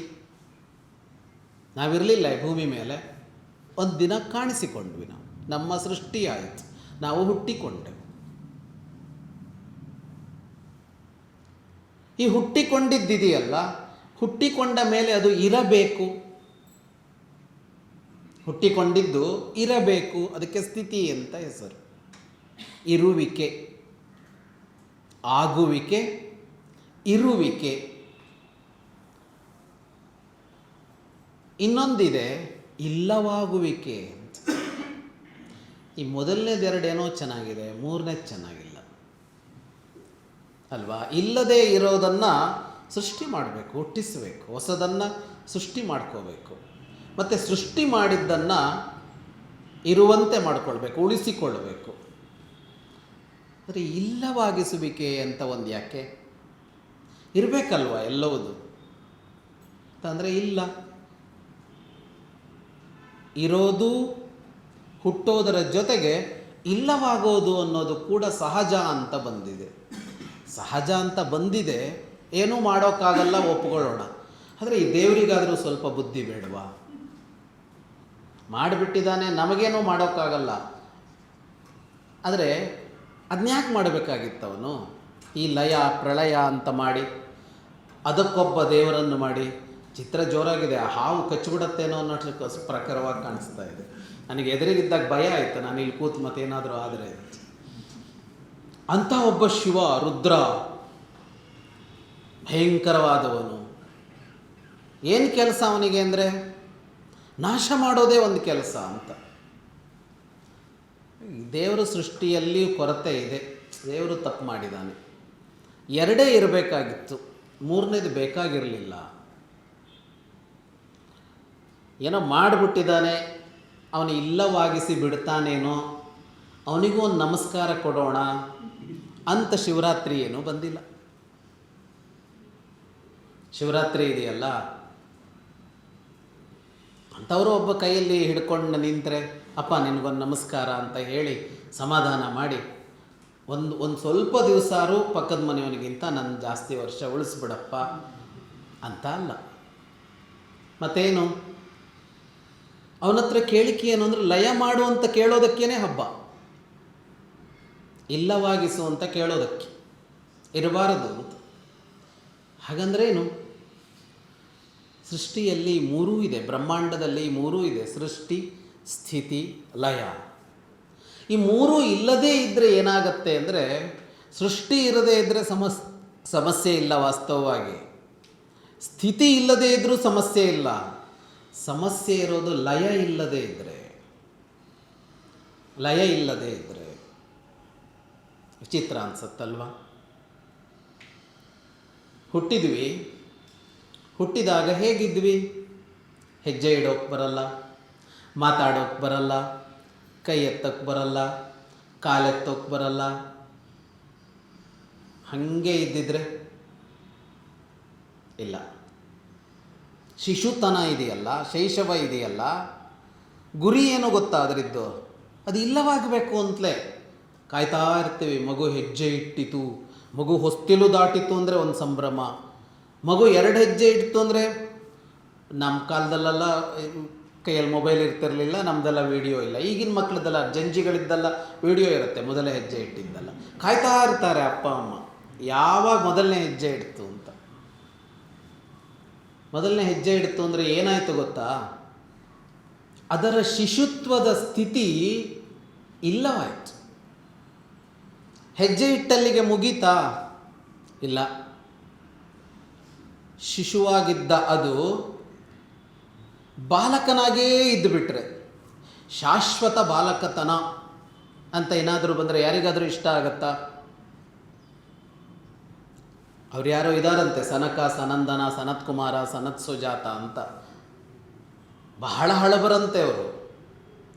ಆದರೆ ಅವರು ಇರೋದು ಹೇಗೆ ಅಂದರೆ ಬಾಲ್ಯಾವಸ್ಥೆಯೇ, ಚಿಕ್ಕವರಾಗಿಯೇ ಕಾಣಿಸೋದವರು. ಎಂಥ ಸಮಸ್ಯೆ ಅಂದರೆ, ಅವರು ಚಿಕ್ಕವರಾಗಿ ಕಾಣಿಸಿದ್ರೆ ಸಮಸ್ಯೆ ಎಷ್ಟು ಅಂದರೆ, ಪುಟ್ಟ ಪುಟ್ಟ ಮಕ್ಕಳು ಅಲ್ಲೋದ್ರು ವೈಕುಂಠಕ್ಕೆ, ಒಳಗೆ ಸೀದಾ ನುಗ್ಗುತ್ತಾ ಇದ್ದಾರೆ. ಇಬ್ಬರು ನಿಂತ್ಕೊಂಡಿದ್ರು, ಯಾರು? ಜಯ, ವಿಜಯ. ಮಕ್ಕಳು ನುಗ್ಗಿದ್ರೆ ಸುಮ್ಮನೆ ತಡಿಬೇಕಾ ಬೇಡವಾ? ತಡಿಯೋಕೆ ನಿಂತಿದ್ದಲ್ವಾ? ತಡೆದರು. ತಡಿಬಾರದು, ಯಾಕೆ? ಬಹಳ ದೊಡ್ಡವರವರು. ಅರೆ, ಎಲ್ಲಿ ಕಾಣ್ತಾ ಇದ್ದಾರೆ? ನೋಡಿದ್ರ ಬಾಲ್ಯಾವಸ್ಥೆ ಹಾಗೆ ಹೊಡೆದ್ರೆ ಭಾಳ ಕಷ್ಟ ಆಗುತ್ತೆ. ನಾವು ದೊಡ್ಡವರು ಅಂತ ಜಗತ್ತು ಒಪ್ಕೊಳ್ಳೋದೇ ಇಲ್ಲ. ನಮ್ಮನ್ನು ಒಪ್ಕೋಬೇಕು ಜಗತ್ತು ದೊಡ್ಡವರು ಅಂತಂದರೆ ಏನಾಗಬೇಕು? ಬಾಲ್ಯಾವಸ್ಥೆ ಕಳೀಬೇಕು. ಅಂದರೆ ಬಾಲ್ಯಾವಸ್ಥೆ ಇಲ್ಲವಾಗಬೇಕು, ಮತ್ತು ಯೌವನ ಬರಬೇಕು. ಇಲ್ಲಿ ಮಾತ್ರ ಒಂದು ಸ್ವಲ್ಪ ಸಮಸ್ಯೆ ಇದೆ. ಯೌವನ ಹಾಗೇ ಇರಲಿ ಅಂತ ಒಂದು ಅನಿಸುತ್ತೆ ಮನುಷ್ಯರಿಗೆ, ಅಲ್ವಾ? ಹಣ್ಣಾದ ಕೂದಲಿಗೆ ಬಣ್ಣ ಬಡಿದುಕೊಂಡು ಏನೆಲ್ಲ ಮಾಡ್ಕೋತೀವಿ ಯೌವನವನ್ನು ಸ್ಥಿರೀಕರಿಸೋದಕ್ಕೆ. ಹಾಗೇನೂ ಇಲ್ಲ, ಅದು ಕಳಿಬೇಕು ಅಂತಲೇ. ನಿನ್ನೆ ಊಟ ಮಾಡಿದ್ವಿ, ಇವತ್ತು ಹಸಿವಾಗಲೇ ಇಲ್ಲ. ನಿಜವಾಗಿ ಚಂದನ ಅದು? ಇಲ್ಲ. ಹೊಸ ಊಟ ಬೇಕು, ಹೊಸ ರುಚಿ ಬೇಕು, ಹೊಸ ರುಚಿ ಬೇಕು. ಒಂದು ಸಲ ಊಟ ಮಾಡಿದರೆ ಬದುಕಿನಲ್ಲಿ ಮತ್ತೆ ಊಟವೇ ಬೇಡ ಅಂದರೆ ಮತ್ತು ಆ ಬದುಕು ಯಾಕೆ? ಎಂತ ಬರುತ್ತೆ? ಈಗಿಲ್ಲ, ಒಂದು ಸಲ ಊಟ ಮಾಡಿಬಿಟ್ರೆ ಯಾಕೆ ದಿನ 3 ಸಲ ಊಟ ಮಾಡೋ ಕಷ್ಟ, ಆರಾಮಾಗಿರ್ಬೋದಲ್ಲ ಅಂತ ಅನಿಸುತ್ತೆ. ಆದರೆ ಏಕತಾನತೆ ಅಂತ ಒಂದು ಇದೆಯಲ್ಲ, ಅದು ಬಹಳ ಕಷ್ಟ. ಬೋರ್ ಹೊಡೆಯುತ್ತಲ್ಲ ನಮಗೆ. ಈಗಂತೂ ಜಾಸ್ತಿ ಅದು. ಮೊದಲಿನವರಿಗೆಲ್ಲ ಗೊತ್ತಿರಲಿಲ್ಲ. ನೀ ಅಜ್ಜಂದ್ರನ್ನೆಲ್ಲ ಕೇಳಿ, ಬೋರ್ ಹೊಡೆಯತ್ತ ಅಜ್ಜ ಅಂತ ಕೇಳಿ, ಹಂಗಂದ್ರೇನು ಅಂತ ಕೇಳ್ತಾರೆ. ಅವ್ರಿಗೆ ಗೊತ್ತೇ ಇಲ್ಲ ಹಂಗೊಂದು. ಈ ನಮ್ಮ ಕಾಲದಲ್ಲಿ ಶುರುವಾಯಿತು ಈ ಬೋರ್ ಹೊಡೆಯೋದು. ಈ ಜಂಜಿಗಳ ಕಾಲದಲ್ಲಂತೂ ಅದು ಭಾರೀ ಜಾಸ್ತಿ ಆಗಿಬಿಟ್ಟಿದೆ. ಏಕತಾನತೆ ಅನ್ನೋದು ಇಷ್ಟ ಆಗೋಲ್ಲ ನಮಗೆ. ಅವತ್ತು ತಗೊಂಡು ಬಟ್ಟೆನೇ ಯಾವತ್ತೂ ಉಡ್ತಾ ಇದ್ದರೆ ಬಟ್ಟೆ ಬಣ್ಣಗೆಡೋಲ್ಲ, ಬಟ್ಟೆ ಮಾಸೋಲ್ಲ, ಹರಿಯೋಲ್ಲ. ಏನು ಚಂದ ಅದು? ಇಲ್ಲ, ಬಟ್ಟೆ ಬಿಡಲೇಬೇಕು. ಈಗಂತೂ ಹಳೆ ಕಾಲದವರಲ್ಲಿ ಹೆಂಗಿತ್ತು ಅಂದರೆ ಬಟ್ಟೆ ಮಾಸದೆ ಬಟ್ಟೆ ಎಸಿತಿರಲಿಲ್ಲ. ಶ್ರೀಮಂತ ಬಡವ ಅಂತಲ್ಲ, ಶ್ರೀಮಂತ ಇರಲಿ ಬಡವ ಇರಲಿ, ಬಟ್ಟೆ ಮಾಸಿದ ಮೇಲೆ ಹರಿದ ಮೇಲೆ ಎಸಿತಿದ್ರು. ಈಗ ಹಾಗೇನೂ ಇಲ್ಲ ನಮ್ಮಲ್ಲಿ. ಒಂದು ಬಟ್ಟೆಯನ್ನು ಎಷ್ಟು ಸಲ ಉಡ್ತೀರಿ ಅಂದರೆ 4 ಸಲ 5 ಸಲ, ಆಮೇಲೆ ಮತ್ತೆ ಅದನ್ನೇ ಉಟ್ಕೊಂಡು ಹೋಗೋದ. ಬೇರೆ ಬಟ್ಟೆ ಇಲ್ಲ ಅಂತ ಅಂದ್ಕೊಳ್ಳಲ್ವಾ? ಅಲ್ವಾ? ಏನಾಗಬೇಕು? ಆ ಬಟ್ಟೆ ಮತ್ತೆ ಹೋಗಬೇಕು, ಮಣ್ಣಿಗೆ ಮುಗಿಬೇಕು. ಇದೆಲ್ಲ ತಮಾಷೆಯಾಗಿ ನೋಡೋದಾಯಿತು. ಈ ಭೂಮಂಡಲದಲ್ಲಿ ಹುಟ್ಟಿದ ಎಲ್ಲ ಮನುಷ್ಯರು, ಎಲ್ಲ ಮರಗಳು, ಎಲ್ಲ ಗಿಡಗಳು, ಎಲ್ಲ ಪಕ್ಷಿಗಳು, ಎಲ್ಲ ಪ್ರಾಣಿಗಳು ಸಾಯದೆ ಉಳಿದಿದ್ದರೆ ಇವತ್ತು ಏನಾಗ್ತಾ ಇತ್ತು ಅಂತ ಒಮ್ಮೆ ಯೋಚಿಸೋಣ. ನಿಂತಲ್ಲೇ ನಿಂತಿರ್ತಾ ಇದ್ವಿ, ಅಲ್ಲಾಡೋಕ್ಕಾಗ್ತಾ ಇರಲಿಲ್ಲ, ತುಂಬಿ ಹೋಗ್ತಿತ್ತಲ್ವಾ. ಯಾಕೆ ಪ್ರಪಂಚ ಉಳಿದುಕೊಂಡಿದೆ ಅಂದರೆ ಹುಟ್ಟಿದ್ದೆಲ್ಲವೂ ಇಲ್ಲವಾಗಿರೋದಕ್ಕೆ ಉಳ್ಕೊಂಡಿದ್ದೀವಿ ನಾವು. ಹುಟ್ಟಿದ್ದೆಲ್ಲ ಇಲ್ಲವಾಗಿದೆ, ಅದಕ್ಕೆ ಉಳ್ಕೊಂಡಿದ್ದೀವಿ. ಹಾಗಾಗಿ ಸೃಷ್ಟಿ ಹೇಗೆ ಅಪೇಕ್ಷಿತವೋ, ಸ್ಥಿತಿ ಹೇಗೆ ಅಪೇಕ್ಷಿತವೋ, ಲಯ ಕೂಡ ಅಪೇಕ್ಷಿತ ಅಂತ. ಲಯ ಬೇಕು, ಪ್ರಳಯ ಬೇಕು, ಮುಗಿಯಬೇಕು, ಎಲ್ಲದೂ ಮುಗಿಬೇಕು. ನಿರಂತರವಾಗಿ ಭಜನೆನೇ ಮಾಡ್ತಾ ಇದ್ದರೆ 365 ದಿವಸ ಮಾಡೋರಿಗೂ ಕೇಳೋರಿಗೂ ಸೌಖ್ಯ ಇಲ್ಲ. ನಿರಂತರವಾಗಿ 365 ದಿವಸ ಪ್ರವಚನನೇ ಮಾಡ್ತಾ ಇದ್ದರೆ ಇಲ್ಲ, ಯಾವುದೂ ಖುಷಿ ಕೊಡೋಲ್ಲ, ಯಾವುದೂ ಖುಷಿ ಕೊಡೋಲ್ಲ. ಇಂಥವೆಲ್ಲ ಬಿಡಿ, ಮನೋರಂಜನೆಗೆ ಅಂತ ಇಟ್ಟುಕೊಂಡ ಸಿನಿಮಾಗಳು 3 ಗಂಟೆ ನಡೀತಾ ಇದ್ವು, 1 ಗಂಟೆ ಬಂದು ನಿಂತಿವೆ. 2 ಗಂಟೆ ಸಿನಿಮಾ ಬಂದರೆ ನೋಡೋಲ್ಲ ಜನ, ಅಷ್ಟೊತ್ತು ಕೂರೋಲ್ಲ. ಯಾಕೆ? ಮುಗಿಬೇಕು, ಬೇಗ ಮುಗಿಬೇಕು. ಆರಂಭ ಆದದ್ದೆಲ್ಲವೂ ಮುಗಿಬೇಕು ಅಂತ ಅನ್ನೋದು ಜೀವದ ಆಸೆ, ಅದು ನಮ್ಮೊಳಗಿನ ಆಸೆ, ಅದು ಅಂತರಂಗದ ಆಸೆ, ಅದು ಮುಕ್ತಾಯ ಆಗಲೇಬೇಕು. ಎಲ್ಲವೂ ಮುಗಿಬೇಕು, ಹಗಲು ಬರಬೇಕು. ಹಗಲಿನ ಆಸೆ ಇದೆ, ಹಗಲೇ ಇದ್ದರೆ ಇಲ್ಲ, ಕತ್ತಲಾವರಿಸಬೇಕು ಅಂತಲೇ ನಮಗೆ ಆಸೆ ಇದೆ. ರಾತ್ರಿ ಆಯಿತು, ಖುಷಿಯಾಗಿ ರಾತ್ರಿ ಸ್ವೀಕಾರ ಮಾಡಿ ಮಲಗಿದ್ವಿ, ರಾತ್ರಿಯೇ ನಿರಂತರ ಆದರೆ ಇಲ್ಲ, ಮತ್ತೆ ಬೆಳಗಾಗಬೇಕು. ಅಂದರೆ ಇಲ್ಲವಾಗುವಿಕೆ ಅನ್ನೋದಿದೆಯಲ್ಲ, ಲಯ ಅನ್ನೋದಿದೆಯಲ್ಲ, ಅದು ಬೇಕು ಅಂತ. ಅದಕ್ಕೆ ಲಯ ಅಂತ ಕರೆದ್ರು. ಲಯ ಅಂದರೆ ಟಿ ವಿ ನೋಡಿ, ಟಿ ವಿ ಜ್ಯೋತಿಷಿಗಳು ನೋಡಿ ಭಾಳ ಭಯ ಹುಟ್ಟಿಸ್ಬಿಟ್ಟಿದ್ದಾರೆ, ಪ್ರಳಯ ಪ್ರಳಯ ಪ್ರಳಯ ಅಂತ. ಲಯ ಅಂದರೆ ಲೀನವಾಗೋದು ಅಂತ ಅರ್ಥ, ಅಂದರೆ ಮರ್ಜ್ ಆಗೋದು ಅಂತ. ಪ್ರಳಯ ಅಂದರೆ ಇನ್ನೇನೋ ಅಲ್ಲ, ಇಲ್ಲೆಲ್ಲ ಅಲ್ಲೋಲ ಕಲ್ಲೋಲ ಆಗಿ ಭೂಕಂಪ ಆಗಿ ಏನೇನೋ ಅಲ್ಲ, ಆಗೋದಲ್ಲ. ಮರ್ಜ್ ಆಗೋದು. ಮರ್ಜ್ ಆಗೋದು ಅಂದರೆ ಏನು? ಒಂದು ವಸ್ತು ಇತ್ತು, ಅದಕ್ಕೊಂದು ರೂಪ ಬಂತು, ಅದು ಮತ್ತೆ ತನ್ನ ಹಿಂದಿನ ರೂಪಕ್ಕೆ ಹೋಗಿ ಸೇರಿಕೊಳ್ತು. ಇದಕ್ಕೆ ಲಯ ಅಂತ ಹೆಸರು, ಲೀನ ಅಂತ ಹೆಸರು. ಮಣ್ಣಿನಿಂದ ಏನೆಲ್ಲ ಮಾಡಿಕೊಂಡ್ವಿ, ಮನೆ ಕಟ್ಟಿದ್ವಿ, ಗೋಡೆ ಕಟ್ಟಿದ್ವಿ. ಈ ಮನೆಯೇ, ಕಟ್ಟಿಕೊಂಡ ಮನೆಯೇ 1000 ವರ್ಷ ಇರೋಕ್ಕಾಗಲ್ಲ, ಅದನ್ನು ತೆಗೆದು ಮತ್ತೆ ಕಟ್ತೀವಿ. ಇದೇನಾಗಬೇಕು ಆವಾಗ ಅಂದರೆ ಇದು ಮತ್ತೆ ಮಣ್ಣಲ್ಲಿ ಮಣ್ಣಾಗಬೇಕು. ಮನುಷ್ಯನೋ ಮರವೋ ಎಲ್ಲವೂ ಮತ್ತೆ ತನ್ನ ಮೂಲ ರೂಪಕ್ಕೆ ಹಿಂದಿರುಗಬೇಕು. ಮಣ್ಣಿನಿಂದ ಸೃಷ್ಟಿಯಾದದ್ದೆಲ್ಲ ಮತ್ತೆ ಮಣ್ಣೇ ಆಗಬೇಕು, ಮಣ್ಣೇ ಆಗತ್ತೆ. ಮನುಷ್ಯನ ದೇಹದಿಂದ ಸೇರಿಸಿಕೊಂಡು ಮರ ಗಿಡ ಯಾವುದನ್ನೇ ಮಣ್ಣಿಗೆ ಹಾಕಿದರೂ ಕಾಲ ಕಳೆದ ಮೇಲೆ ಏನಾಗಿರುತ್ತೆ, ಅದು ಒಂದು ದಿನ ಅದು ಮಣ್ಣೇ ಆಗಿರುತ್ತೆ, ಅಲ್ಲಿ ಬೇರೆ ಏನೂ ಇರೋಲ್ಲ. ಮೂಲಕ್ಕೆ ಹಿಂದಿರುಗಬೇಕು, ಇದಕ್ಕೆ ಲಯ ಅಂತ ಹೆಸರು. ಮೂಲ ರೂಪಕ್ಕೆ ಹೋಗಿ ತಲುಪಬೇಕು, ಮರ್ಜ್ ಆಗಬೇಕು, ಇದು ಲಯ. ಅದನ್ನು ಮಾಡುವವನು ಅವನು ಅಂತ. ನಮ್ಮನ್ನು ಈಗೊಂದು ರೂಪದಲ್ಲಿ ಇದೀವಲ್ಲ, ಇದನ್ನು ಮುಕ್ತಾಯ ಮಾಡಿಸಿ ಮತ್ತೆ ಮೊದಲು ಹೇಗಿದ್ದೋ ಹಾಗೆ ಮಾಡುವವನು ಅವನು ಅಂತ. ಅದು ಲಯಕಾರಕತ್ವ. ಅದನ್ನು ಮಾಡುವವ ಶಿವ ಅಂತ, ಅದನ್ನು ಮಾಡುವವ ಶಿವ ಅಂತ. ಹಾಗಾಗಿ ಅವನಿಗೆ ಯಾಕೆ ಪೂಜೆ, ಅವನಿಗೆ ಯಾಕೆ ಆರಾಧನೆ ಅಂತ ಅಂದರೆ ನನ್ನನ್ನು ಚಿರಂಜೀವಿಯಾಗಿ ಮಾಡುವಂತ ಕೇಳ್ಕೊಳ್ಳೋದಕ್ಕಾಗಿ ಅಲ್ಲ, ನನ್ನನ್ನು ಲಯವಾಗಿಸು ಅಂತ ಕೇಳ್ಕೊಳ್ಳೋದಕ್ಕೆ. ಲಯವಾಗಿಸು ಅಂದರೆ ಮೂಲ ರೂಪಕ್ಕೆ ಹಿಂದಿರುಗಿಸು ಅಂತ ಕೇಳ್ಕೊಳ್ಳೋದಕ್ಕೆ. ಇನ್ನೊಂದು ಆಕಾರ ಮಾಡಬೇಡ, ನನ್ನನ್ನು ಮೊದಲು ಹೇಗಿದ್ನೋ ಹಾಗೆ ಮಾಡಿಬಿಡು ಅಂತ. ಅದ್ಯಾಕೆ? ಇನ್ನೊಂದು ಆಕಾರಕ್ಕೆ ತೆಗೆದುಕೊಂಡು ಹೋಗ್ಬೋದಲ್ಲ ಅಂತ ಅಂದರೆ, ಈ ಮೂಲ ರೂಪ ಇತ್ತಲ್ಲ, ಆ ಮೂಲ ರೂಪದ ಆಕಾರ ಅಥವಾ ಸ್ವರೂಪ ಅಥವಾ ಸ್ವಭಾವ ಇದೆಯಲ್ಲ, ಅದು ಆನಂದಮಯವಾಗಿದೆಯಂತೆ. ಆನಂದಮಯವಾಗಿದೆಯಂತೆ. ಆ ಆನಂದಮಯವಾಗಿದ್ದನ್ನು ತೆಗೆದು ಒಂದು ರೂಪ ಕೊಟ್ಟರೆ ಅಲ್ಲಿ ಆನಂದದ ಜೊತೆಗೆ ಒಂದು ದುಃಖ ಸೇರ್ಕೊಂಡ್ಬಿಡತ್ತಂತೆ. ನಾವೆಲ್ಲ ಬದುಕ್ತಾ ಇದ್ದೀವಲ್ಲ, ಖುಷಿ ಸಿಗತ್ತೆ ನಮಗೆ, ಖುಷಿ ಪಡ್ತೀವಿ, ಸುಖಕ್ಕಾಗಿ ಸಂತೋಷಕ್ಕಾಗಿ ಏನೇನೋ ಮಾಡ್ತೀವಿ. ಸಿಕ್ತು, ಎಷ್ಟೊತ್ತು ಸಿಕ್ಕಿದ್ದು, ಎಷ್ಟೊತ್ತು, ಎಷ್ಟು ಕಡಿಮೆ ಅವಧಿ ಅಂತಂದರೆ ಅಷ್ಟು ಕಡಿಮೆ ಅವಧಿಯಲ್ಲಿ 5 ನಿಮಿಷನ ಒಂದು ಬಟ್ಟೆ, ಹೊಸ ಬಟ್ಟೆ ತೊಗೊಂಡ್ವಿ, ಎಷ್ಟೊತ್ತು ಸಂತೋಷವನ್ನು ಕ್ಯಾರಿ ಮಾಡ್ತೀವಿ? 5 ನಿಮಿಷ, 1 ನಿಮಿಷ, 2 ನಿಮಿಷ, ಅಷ್ಟರೊಳಗೆ ಏನಾದರೂ ಒಂದು ಆಯಿತು ಅಂದರೆ, ಯಾರ ಜೊತೆಗೋ ಜಗಳ ಆಯಿತು ಅಂದರೆ, ಇನ್ನೇನೋ ಒಂದು ಆಘಾತ ಆಯಿತು ಅಂದರೆ, ಇದರಿಂದ ಬಂದ ಖುಷಿ ಇದೆಯಲ್ಲ ಅದು ಉಳಿಲಿಲ್ಲ. ಇದು ಪ್ರತಿಕೃತಿಯಲ್ಲಿರುವ ದೋಷ. ಯಾವುದು ಪ್ರತಿಕೃತಿ ಇದೆಯೋ ಅದರಲ್ಲಿ ಖುಷಿ ಅನ್ನೋದಕ್ಕೆ ಬಹಳ ಕ್ಷಣಿಕವಾದ ಕಾಲ ಮತ್ತು ಅದರ ಜೊತೆಗೆ ದುಃಖನೂ ಇದೆ, ನೋವೂ ಇದೆ. ಆದರೆ ಮೂಲ ರೂಪ ಇದೆಯಲ್ಲ ಅದರಲ್ಲಿ ಆನಂದ ಮಾತ್ರ ಇದೆಯಂತೆ. ಇದು ಬೇಡ, ಈ ನೋವು ಬೇಡ, ಈ ಕಷ್ಟ ಬೇಡ, ಬರೀ ಆನಂದ ಇದೆಯಲ್ಲ ಅದು ಸಿಗುವಂತೆ ಮಾಡು ಅಂತ ಕೇಳೋದಕ್ಕೆ ಅವನ ಆರಾಧನೆ, ಅವನ ಉಪಾಸನೆ. ಹಾಗಾಗಿ ಅವನಲ್ಲಿ ಕೇಳಿಕೊಳ್ಳೋದು ಏನನ್ನ ಅಂದರೆ ಲಯಗೊಳಿಸಿಬಿಡು ಅಂತ. ಹಾಗಂದ್ರೆ ಅರ್ಥ ಏನು? ಆನಂದಮಯವಾಗಿ ಇರುವಂತೆ ಮಾಡು, ಆನಂದಮಯವಾಗಿ ಎಲ್ಲ ಹೊತ್ತೂ ಇರುವಂತೆ ಮಾಡು, ಎಲ್ಲ ಕ್ಷಣವೂ ಖುಷಿಯಾಗಿ ಇರುವಂತೆ ಮಾಡು.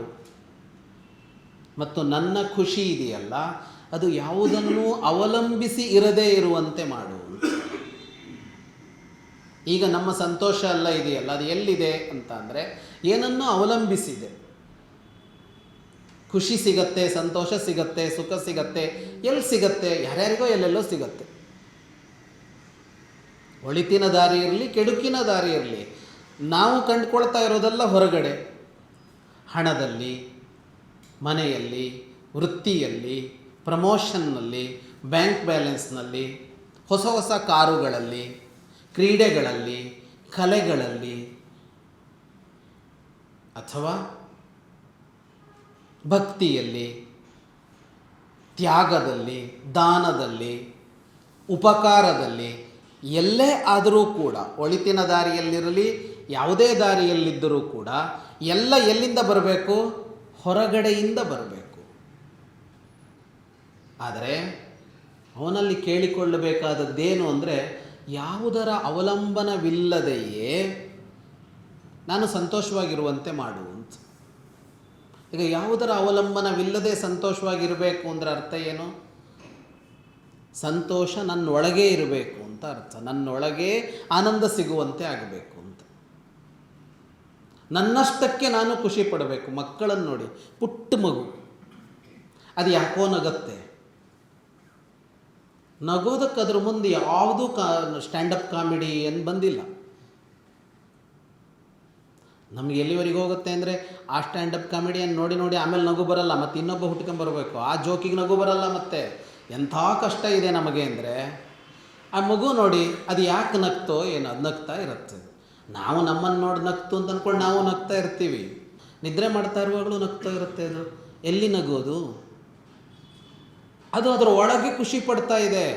ಅದಕ್ಕೆ ಯಾವ ಅವಲಂಬನ ಇಲ್ಲ, ಅದಕ್ಕೆ ಯಾವುದರ ಆಧಾರ ಇಲ್ಲ. ಇಲ್ಲಿ ಯಾವುದನ್ನು ನೋಡಿ ಅಲ್ಲ, ತನ್ನೊಳಗೇ ಖುಷಿ ಪಡ್ತಾ ಇದೆ. ಅದು ಮಗುವಾಗಿದ್ದಾಗ ಅದು ಇರುತ್ತೆ, ದೊಡ್ಡವರಾದ್ಮೇಲೆ ಕಳೆದುಕೊಳ್ತೀವಿ ನಾವು. ನನ್ನೊಳಗೆ ನಾನೇ ಸಂತೋಷ ಪಡೋದು ಅಂತ ಇದೆಯಲ್ಲ, ಅದು ಯಾವಾಗ ಆಗತ್ತೆ ಅಂದರೆ ಒಳಗು ನನ್ನ ಅಂತರಂಗ ಲಯವಾದಾಗ ಆಗತ್ತೆ.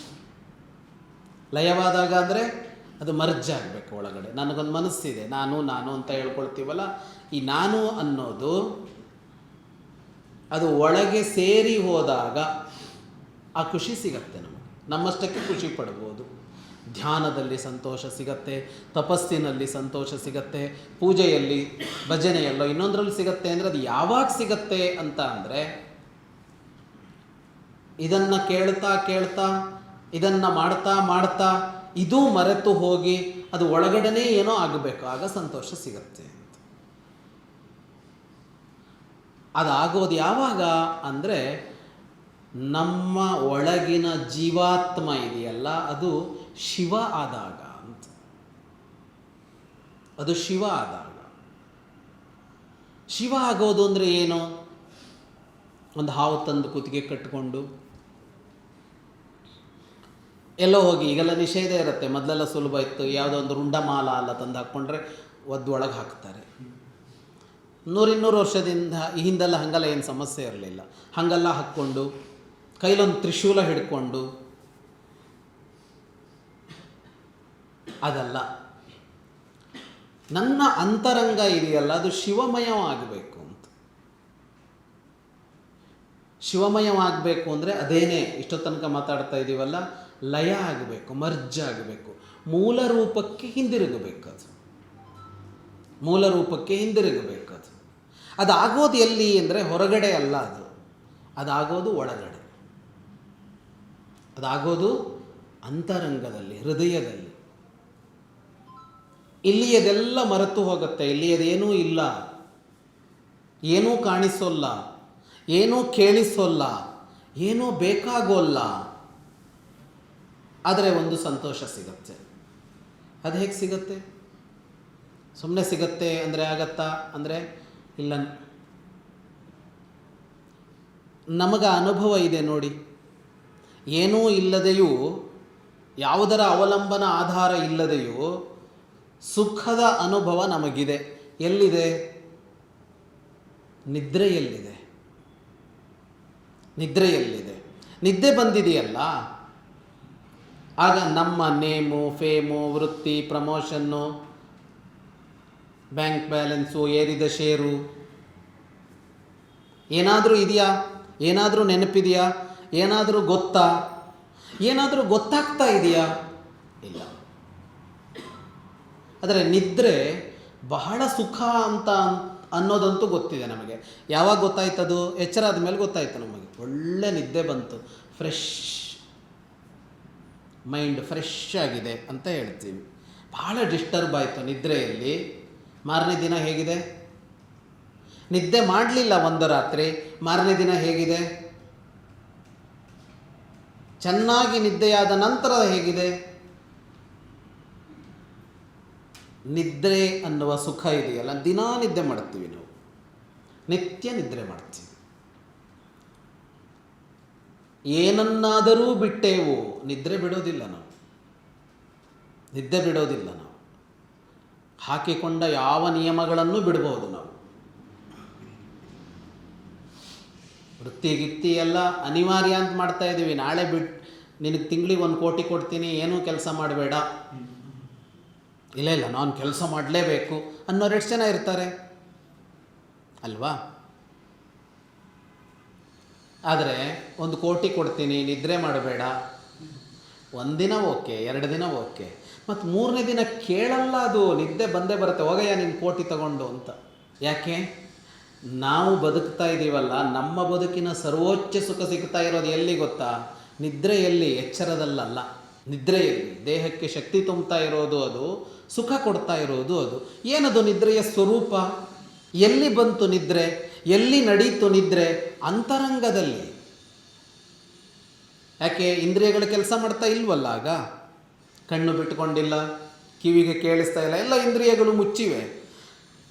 ಒಳಗಡೆ ಮನಸ್ಸು ಅದು ವಿಶ್ರಾಂತಿಗೆ ಹೋಗಿದೆ. ಅಂದರೆ ಎಚ್ಚರಿರೋದು ಸುಖ ಅಂತ ಅಂದ್ಕೊಂಡಿದ್ದೀವಿ, ಭ್ರಮೆ ಅದು.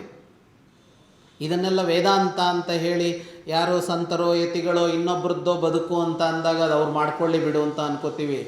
ನಮ್ಮದೇ ಬದುಕಿನಲ್ಲಿ ನಿತ್ಯ ನಾವು 24 ಗಂಟೆಯಲ್ಲಿ ಎಚ್ಚರದಲ್ಲಿ ಸುಖ ಪಡ್ತೀವ, ಎಚ್ಚರ ಇಲ್ಲದಾಗ ಸುಖ ಪಡ್ತೀವ ಅಂದರೆ ನಿದ್ದೆಯಲ್ಲೇ ಸುಖ ಇರೋದು. ನಿತ್ಯಾನುಭವ ಆಯಿತು.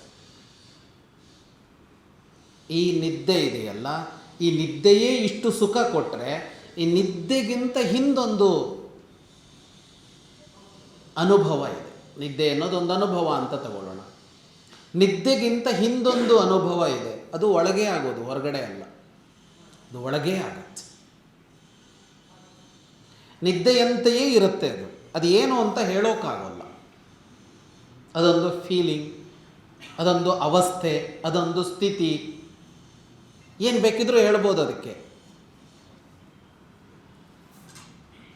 ಶಂಕರಾಚಾರ್ಯರು ಭಾಳ ಚೆನ್ನಾಗಿ ಹೇಳ್ತಾರೆ. ಅದೇನು ಅನುಭವ ಅಂತ ಕೇಳಿದರೆ, ಅಶೇಷ ದುಶ್ಯೋಜ್ಜಿತ ದೃಂಗ್ಮಯಾನಾಂ ಅವಸ್ಥಿತಾನಾಂ ಇಹರಾಜಯೋಗೆ ನ ಜಾಗರೋ ನೈವ ಸುಷುಪ್ತಿ ಭಾವ ನ ಜೀವಿತಂ ನೋ ಮರಣಂ ವಿಚಿತ್ರಂ. ಆ ನಿದ್ದೆಗಿಂತ ಹಿಂದಿನ ಆ ಅನುಭವ ಇದೆಯಲ್ಲ, ಅದು ಹೇಗಿರುತ್ತೆ ಅಂತ ಅಂದರೆ, ಅದು ನಿದ್ರೆಯ ಅಂದರೆ ನಿದ್ರೆ ಅಲ್ಲ. ನಿದ್ರೆ ಅಲ್ಲ ಅಂತಂದಮೇಲೆ ಏನಾಗಿರಬೇಕು? ಎಚ್ಚರ ಇರಬೇಕು ನಮಗೆ. ಎಚ್ಚರವ ಅಂದರೆ ಅದು ಎಚ್ಚರ ಅಲ್ಲ. ನಿದ್ರೆಯೂ ಅಲ್ಲ, ಎಚ್ಚರವೂ ಅಲ್ಲ ಅಂದರೆ ಮನುಷ್ಯ ಸತ್ತೋಗಿದಾನ ಹಾಗಿದ್ರೆ? ಇಲ್ಲ, ಸತ್ತು ಹೋಗಿಲ್ಲ. ಮತ್ತು ಮನುಷ್ಯ ಬದುಕಿದಾನ? ಮನುಷ್ಯ ಬದುಕಿಯೂ ಇಲ್ಲ. ನ ಜೀವಿತಂ ನೋ ಮರಣಂ. ಮತ್ತೇನದು ಅಂದರೆ ವಿಚಿತ್ರಂ ಅಂತಂದ್ರು, ಹೇಳೋಕ್ಕಾಗಲ್ಲ. ಅನುಭವಿಸಿ ನೋಡಿ, ಅನುಭವಿಸಿ ನೋಡಿ. ಹಾಗೆ ಇದ್ದಾಗ ನಿದ್ದೆಯ 1000 ಪಟ್ಟು ಸುಖ ಇದೆ, ಅಲ್ಲಿ ಸಂತೋಷ ಇದೆ. ಅಜಾಡ್ಯ ನಿದ್ರೆ ಅಂತ ಕರೀತಾರೆ ಅದಕ್ಕೆ. ಇದು ಜಾಡ್ಯ ನಿದ್ರೆ. ನಾವು ನಿತ್ಯ ರಾತ್ರಿ ಮಾಡ್ತೀವಲ್ಲ, ಇದು ಜಾಡ್ಯ ನಿದ್ರೆ, ಅದು ಅಜಾಡ್ಯ ನಿದ್ರೆ. ಏನು ಹಾಗಂದರೆ ಅಂತ ಅಂದರೆ, ನಮ್ಮ ಮನಸ್ಸು, ನಮ್ಮ ಜೀವ ಶಿವರೂಪ ತಳೆಯೋದು ಅಂತ, ಶಿವಾಕೃತಿಯನ್ನು ತಳೆಯೋದು ಅಂತ, ಮೂಲ ರೂಪಕ್ಕೆ ಹಿಂದಿರುಗೋದು ಅಂತ. ಮೂಲ ರೂಪ ಯಾವುದು ಅಂದರೆ ಅದು ಶಿವರೂಪ ಇದೆಯಲ್ಲ, ಅದು ಮೂಲ. ಆ ಮೂಲಕ್ಕೆ ಹೋಗಿ ತಲುಪುತ್ತೆ. ಅಂತರಂಗ ಶಿವಮಯವಾಗುತ್ತೆ. ಆಗ ಎಚ್ಚರದ ಸುಖಕ್ಕಿಂತ, ನಿದ್ದೆಯ ಸುಖಕ್ಕಿಂತ ಬಹಳ ದೊಡ್ಡ ಸುಖ ಸಿಗತ್ತೆ. ಹೇಗಿರುತ್ತೆ ಅದು? ಯಾವ ಅವಲಂಬನ ಇಲ್ಲ. ನಿದ್ರೆಯಲ್ಲೇ ಅವಲಂಬನ ಇಲ್ಲದ ಸುಖ ನೋಡಿದ್ವಲ್ಲ ನಾವು. ಯಾವುದರ ಅವಲಂಬನ ಇಲ್ಲದ ಸುಖ ಅಂತ ಒಂದಿದೆಯಾ ಅಂತ ಕೇಳಿದರೆ ಇಲ್ಲ ಅಂತ ಹೇಳಿಬಿಡ್ತೀವಿ. ಆದರೆ ನಿದ್ರೆ ಅಂತ ಗೊತ್ತಾದಾಗ ಇಲ್ಲ, ಅವಲಂಬನವಿಲ್ಲದ ಸುಖವೇ ಸರಿಯಾದ ಸುಖ ಅನ್ನೋದು ಗೊತ್ತಾಗುತ್ತೆ. ಆ ಅವಲಂಬನವೂ ಇಲ್ಲದೆ, ನಿದ್ರೆಯಲ್ಲಾದರೂ ಒಂದಿಷ್ಟು ಅವಲಂಬನಗಳಿವೆ, ಅದೂ ಇಲ್ಲದೆ ಬರುವ ಸುಖ ಇದೆಯಲ್ಲ, ಅದು ಅಂತರಂಗ ಶಿವಮಯವಾಗೋದು ಅಂತ, ಮನಸ್ಸು ಶಿವಮಯವಾಗೋದು ಅಂತ. ಅದನ್ನು ಅನುಭವಿಸಬೇಕು. ಆ ಅನುಭವ ಬೇಕು ನಮಗೆ. ಒಂದು ನಿದ್ರೆ ಒಂದು ಹಗಲನ್ನು ಉತ್ಸಾಹದಾಯಕವಾಗಿಸುತ್ತೆ. ನಿದ್ದೆ ಮಾಡದೇ ಇದ್ದರೆ ಮಾರದಿನ ಕೆಲಸ ಮಾಡೋಕ್ಕಾಗಲ್ಲ. ಉತ್ಸಾಹ ಇಲ್ಲ ಅಂತ ಮಾತ್ರ ಅಲ್ಲ, ದೇಹಕ್ಕೆ ಶಕ್ತಿ ಇರೋಲ್ಲ. 4 ದಿವಸ ನಿದ್ರೆ ಬಿಟ್ಟರೆ ಏನಾಗುತ್ತೆ? ಹಾಗೇ ನಿದ್ರೆ ಬಿಟ್ಟರೆ ರೋಗ ಆಗುತ್ತೆ. ಅದು ನಿದ್ರೆ ಬರಲಿಲ್ಲ ಅಂತ ಚಿಕಿತ್ಸೆ ತಗೋಬೇಕು. ಇಷ್ಟು ಪರಿಣಾಮಗಳನ್ನು ಒಂದು ನಿದ್ರೆ ಕೊಟ್ಟರೆ, ಅದಕ್ಕಿಂತ 1,00,000 ಪಟ್ಟು ಸುಖ ಕೊಡುವ ಶಿವಮಯತೆ ಅಂತ ಇದೆಯಲ್ಲ, ಅದೇನಾದರೂ ಅಭ್ಯಾಸ ಮಾಡಿಕೊಂಡ್ರೆ ಅದು ಏನನ್ನು ಮಾಡ್ಬೋದು? ನಮ್ಮನ್ನು, ನಮ್ಮ ಬದುಕನ್ನು ಹೇಗೆ ಇಟ್ಟಿರ್ಬೋದು, ಎಷ್ಟು ಲವಲವಿಕೆಯಲ್ಲಿ ಇಟ್ಟಿರಬಹುದು, ಎಷ್ಟು ಶಕ್ತವಾಗಿಸಿರಬಹುದು, ನಮ್ಮನ್ನು ಎಷ್ಟು ತೇಜಃಪುಂಜವಾಗಿಸಿರಬಹುದು. ಸಂತರ ಬದುಕಿನ ಕಥೆಗಳನ್ನು ಕೇಳ್ತೀವಲ್ಲ, ವಿವೇಕಾನಂದರೋ ಪರಮಹಂಸರೋ ಯಾರ್ಯಾರದೋ ಕಥೆ ಕೇಳ್ತೀವಲ್ಲ. ಯಾಕೆ ಅವರಿಗೆ ನಿತ್ಯೋತ್ಸಾಹ? ಯಾಕೆ ಅವರಿಗೆ ನಮ್ಮಲ್ಲಿ ಇಲ್ಲದ ಶಕ್ತಿ? ಯಾಕೆ ಅವರಲ್ಲಿ ಅಂಥ ಸಾಮರ್ಥ್ಯ? ಅವರು ಮಾತನಾಡಿದರೆ ಆಶೀರ್ವಾದ ಅಂತೀವಿ, ಅನುಗ್ರಹ ಅಂತೀವಿ. ಅವರು ನಡೆದಾಡದ ನೆಲವನ್ನು ಪಾವನ ಅಂತೀವಿ. ನಮ್ಮಂತೆ ಕೈಕಾಲು, ನಮ್ಮಂತೆ ಮನಸ್ಸು, ನಮ್ಮಂತೆ ಇಂದ್ರಿಯ, ನಮ್ಮಾಗೆ ಹುಟ್ಟುಕೊಂಡು ಬಂದರು. ಇದೆಲ್ಲ ಎಲ್ಲಿಂದ ಬಂತು ಅಂತ ಅಂದರೆ ಶಿವಾನುಭವದಲ್ಲಿ ಬಂತು ಅವರಿಗೆ. ಅಷ್ಟು ಸಾಮರ್ಥ್ಯ, ಅಷ್ಟು ಪ್ರಭಾವ ಆ ಶಿವಮಯತೆಗಿರುತ್ತೆ. ನನ್ನೊಳಗಿನ ಶಿವ ಅಂದರೆ, ನನ್ನ ಅಂತರಂಗದ ಶಿವ ಅಂದರೆ, ನಾನು ಶಿವನಾಗುವುದು ಅಂದರೆ ಇದೆ. ಆ ಅನುಭವವನ್ನು ನಮ್ಮದಾಗಿಸಿಕೊಳ್ಳೋದು. ಈ ಎಲ್ಲ ಕ್ರಿಯೆಗಳು, ಭಾರತೀಯವಾಗಿ ಬಂದ ಎಲ್ಲ ಕ್ರಿಯೆಗಳು ಅದಕ್ಕಾಗಿ ಇರೋದು. ಭಜನೆ ಮಾಡಿ ಮಾಡಿ ಮಾಡಿ ಮೈಮರಿಬೇಕು. ಪೂಜೆ ಮಾಡ್ತಾ ಮಾಡ್ತಾ ಮಾಡ್ತಾ ಮೈ ಮರಿಬೇಕು. ನಮಗಂಗಾಗ್ತಾ ಇಲ್ಲ. ಅದು ಮತ್ತಷ್ಟು ಎಚ್ಚರ ಮಾಡುತ್ತೆ ನಮ್ಮನ್ನು. ಮೈ ಮರೆಯುವುದಕ್ಕೆ ಬೇಕಾಗುವಂತೆ ಅದನ್ನು ಬಳಸ್ತಾ ಇಲ್ಲ ಅಷ್ಟೇ. ಉಪಕರಣ ಇದೆ, ಸಾಧನ ಇದೆ, ಹಾಗೆ ಬಳಸ್ತಾ ಇಲ್ಲ. ಹಾಗೆ ಬಳಸೋದಕ್ಕೆ ನಾವು ಪ್ರಯತ್ನಿಸಬೇಕು. ನಮ್ಮ ಪ್ರಯತ್ನಕ್ಕೆ ಕಾಲ ಕೂಡ ಕೆಲವೊಮ್ಮೆ ಸ್ಪಂದಿಸುತ್ತೆ. ಸೃಷ್ಟಿ ಇದೆಯಲ್ಲ, ಅದು ಕೂಡ ಸ್ಪಂದಿಸುತ್ತೆ. ಕೆಲವೊಮ್ಮೆ ನಮ್ಮ ಕ್ರಿಯೆಗೆ, ನಮ್ಮ ಕಾರ್ಯಕ್ಕೆ ಸೃಷ್ಟಿ, ಕಾಲ, ಪ್ರಕೃತಿ ಅನ್ನೋದು ಕೂಡ ಸೇರಿಕೊಳ್ಳುತ್ತೆ ಜೊತೆಗೆ. ಹಾಗೆ ಸೇರಿಕೊಂಡಾಗ ಏನು ಅನುಕೂಲ? ಈ ಕೆಲಸ ಸುಲಭವಾಗಿ ನಡೆಯುತ್ತೆ, ಹೆಚ್ಚು ಕಷ್ಟಪಡಬೇಕಾಗಿಲ್ಲ. ಪ್ರವಾಹದ ಜೊತೆಗೆ ಈಜ್ಕೊಂಡು ಹೋದರೆ ಬೇಗ ಈಜ್ಬೋದು. ಯಾಕೆಂದರೆ ಪ್ರವಾಹವು ನಮ್ಮನ್ನು ತಳ್ತಾ ಇರುತ್ತೆ. ಪ್ರವಾಹದ ವಿರುದ್ಧ ಈಜಬೇಕು ಅಂತಂದರೆ ಕಷ್ಟ. ಯಾಕೆ? ಪ್ರವಾಹ ನಮ್ಮನ್ನು ಕೆಳಗೆ ತಳ್ಳತ್ತೆ, ನಾವು ಕೈಕಾಲು ಹಿಡಿದ ಮೇಲೆ ಹೋಗ್ತಾ ಇರ್ತೀವಿ. ಯಾವಾಗ ಸೃಷ್ಟಿ ಅಥವಾ ಹೊರಗಡೆಯ ಕಾಲ ನಮ್ಮ ಕ್ರಿಯೆಗೆ ಪೂರಕವಾಗಿರುತ್ತೋ ಆಗ ಕ್ರಿಯೆ ಸುಲಭವಾಗಿ ಆಗುತ್ತೆ. ಮಳೆಗಾಲ ಬಂದಾಗ ಬಿತ್ತನೆ. ಯಾಕೆ? ನಾವು ನೀರು ಹರಿಸಿ ಕಷ್ಟಪಡಬೇಕಾದ್ದಿಲ್ಲ, ಸಹಜವಾಗಿ ಮಳೆ ಬರ್ತಾ ಇದೆ ಅಂತ. ಹಾಗೆ ನಮ್ಮ ಈ ಶಿವಮಯವಾಗುವ ಕ್ರಿಯೆಗೆ ಕಾಲವೂ ಸೇರಿಕೊಳ್ಳುವ ಹೊತ್ತು ಅಂತ ಇರುತ್ತೆ. ಅಂಥ ಕಾಲವನ್ನು ಗುರುತಿಸಿದರು. ವರ್ಷದಲ್ಲಿ 12 ಬಾರಿ ಅಂಥ ಕಾಲ ಬರುತ್ತೆ ಅಂತ. ಒಂದು ವರ್ಷದಲ್ಲಿ ಪ್ರತಿ ವರ್ಷ 12 ಸಲ ಬರುತ್ತೆ ಅದು ಅಂತ. ಅದನ್ನು ಶಿವರಾತ್ರಿ ಅಂತ ಕರೆದರು. ವರ್ಷಕ್ಕೆ 12 ಶಿವರಾತ್ರಿಗಳು. ಪ್ರತಿ ಮಾಸದ ಕೃಷ್ಣ ಪಕ್ಷದ ಚತುರ್ದಶಿಯ ರಾತ್ರಿಗಳೆಲ್ಲ ಶಿವರಾತ್ರಿಗಳು. ಅದರಲ್ಲಿ 12ರಲ್ಲಿ ಒಂದು ಬಹಳ ದೊಡ್ಡದು ಮಹಾಶಿವರಾತ್ರಿ ಅಂತ ಕರೆದರು. ಮಾಘ ಮಾಸದ ಕೃಷ್ಣ ಪಕ್ಷದ ಚತುರ್ದಶಿ. ಏನಾಗುತ್ತೆ ಶಿವರಾತ್ರಿಯಲ್ಲಿ? 365 ರಾತ್ರಿಗಳಲ್ಲಿ 12ಕ್ಕೇನು ಮಹತ್ವ, 12ರಲ್ಲಿ 1ಕ್ಕೇನು ಮಹತ್ವ ಅಂದರೆ ಶಿವನೇ ಆಡಿದ ಅಂತ ಹೇಳುವ ಮಾತನ್ನು ಪುರಾಣಗಳು ಹೇಳ್ತವೆ. ಮದ್ಧರ್ಮ ವೃದ್ಧಿ ಕಾಲೋಯಂ, ಶಿವನ ಮಾತು. ಸೃಷ್ಟಿಯಲ್ಲಿ ಬ್ರಹ್ಮಾಂಡದಲ್ಲಿ ನನ್ನ ಧರ್ಮ ವೃದ್ಧಿಸುವ ಹೊತ್ತು ಅದು ಅಂತ, ವೃದ್ಧಿಯಾಗಿರುವ ಹೊತ್ತು ಅಂತ. ನನ್ನ ಧರ್ಮ ಅಂದರೆ ನನ್ನ ತನ, ಶಿವತನ, ಅದು ಹೆಚ್ಚಾಗಿರುವ ಹೊತ್ತು, ಪ್ರಕಟವಾಗಿ ಕಾಣಸಿಗುವ ಹೊತ್ತು. ಯಾವುದು ಅಂದರೆ ಶಿವರಾತ್ರಿಗಳು. ಮಹಾಶಿವರಾತ್ರಿ ಅದು ಇನ್ನಷ್ಟು ಪ್ರಖರವಾಗಿರುವ ಹೊತ್ತು. ಶಿವತನ ಅನ್ನೋದು ಸೃಷ್ಟಿಯಲ್ಲಿ ಬಹಳ ವ್ಯಕ್ತವಾಗಿ ಕಾಣಿಸುವ ಹೊತ್ತಿನಲ್ಲಿ ನಾವು ಆ ಕಾರ್ಯಕ್ಕೆ ಪ್ರಯತ್ನಿಸಿದರೆ, ನಮ್ಮ ಅಂತರಂಗವನ್ನು ಶಿವಮಯಗೊಳಿಸಿಕೊಳ್ಳೋದಕ್ಕೆ ಪ್ರಯತ್ನಿಸಿದರೆ ಸುಲಭವಾಗಿ ಆಗುತ್ತೆ ಕೆಲಸ ಅಂತ. ಶಿವರಾತ್ರಿಯ ಉಪಾಸನೆ, ಆರಾಧನೆ ಅನ್ನೋದು ಯಾಕೆ ಅಂದರೆ ಅದಕ್ಕೆ ಅಂತ. ರಾತ್ರಿ ಇಡೀ ನಿದ್ರೆಗೆಟ್ಟು ಏನೇನೋ ಮಾಡಿ ಒಟ್ಟು ಎಚ್ಚರಿದ್ದು ಕಷ್ಟಪಟ್ಟು ಉಪವಾಸ ಮಾಡಿ ಏನಾಯಿತು? ಏನು ಮಾಡಿದ್ರಿ? ಏನಿಲ್ಲ, ಉಪವಾಸ ಮಾಡಿದ್ವಿ, ಜಾಗರಣೆ ಮಾಡಿದ್ವಿ ಅಂತ ಆದರೆ ಬಹಳ ಪ್ರಯೋಜನ ಏನೂ ಇಲ್ಲ.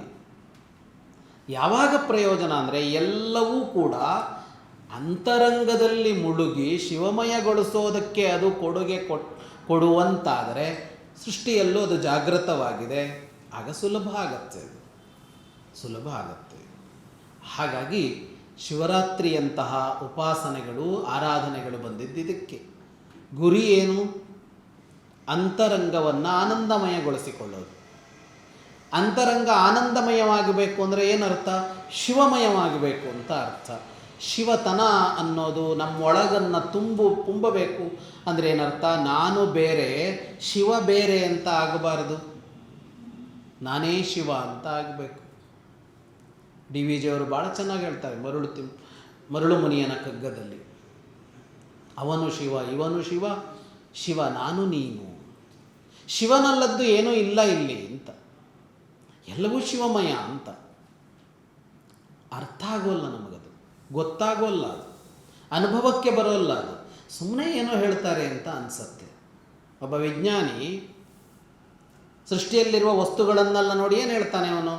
ಅದರ ಮೂಲದ್ರವ್ಯಗಳೇನು ಅಂತ ಹೇಳ್ತಾನೆ. ನಮಗೆ ಅದು ದೇಹವಾಗಿ ಕಾಣಿಸುತ್ತೆ, ನಮಗೆ ಹೂವಾಗಿ, ಹಣ್ಣಾಗಿ, ಮರವಾಗಿ ಕಾಣಿಸುತ್ತೆ. ಅವನೇನು ಹೇಳ್ತಾನೆ? ಅಲ್ಲಿ ಯಾವುದೋ ಕೆಮಿಕಲ್ಗಳಿವೆ, ಅದು ಒಂದಕ್ಕೊಂದು ಸೇರಿಕೊಂಡು ಅಲ್ಲೇನೋ ರಿಯಾಕ್ಷನ್ ಆಗಿದೆ, ಇನ್ನೇನೋ ಹೇಳ್ತಾನೆ ಅವನು. ಇಡೀ ಮನುಷ್ಯನ ದೇಹದ ಮೂಲದ್ರವ್ಯಗಳೇನು ಅಂತ ಹೇಳ್ತಾನೆ ಅವನು. ತತ್ವಶಾಸ್ತ್ರಗಳು ಪಂಚಭೂತಗಳೆಲ್ಲ ಸೇರಿ ದೇಹ ಆಯಿತು ಅಂತ ಹೇಳ್ತವೆ. ಅರ್ಥ ಆಗೋಲ್ಲ ನಮಗೆ, ಕಾಣಿಸೋಲ್ಲ, ಅರಿವಾಗೋಲ್ಲ. ಹಾಗೆ ಎಲ್ಲವೂ ಶಿವಮಯವೇ, ಎಲ್ಲವೂ ಶಿವತನವೇ, ಗೊತ್ತಾಗೋಲ್ಲ. ಗೊತ್ತಾಗೋದು ಯಾವಾಗ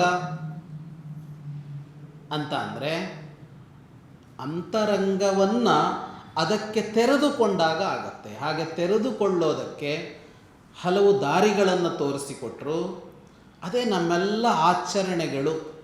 ಆ ಆಚರಣೆಗಳಲ್ಲಿ ಕಾಲವೂ ಸೇರಿಕೊಳ್ಳುವಂಥದ್ದು ಯಾವುದು ಅಂದರೆ ಶಿವರಾತ್ರಿಯಂತಹ ಆಚರಣೆಗಳು.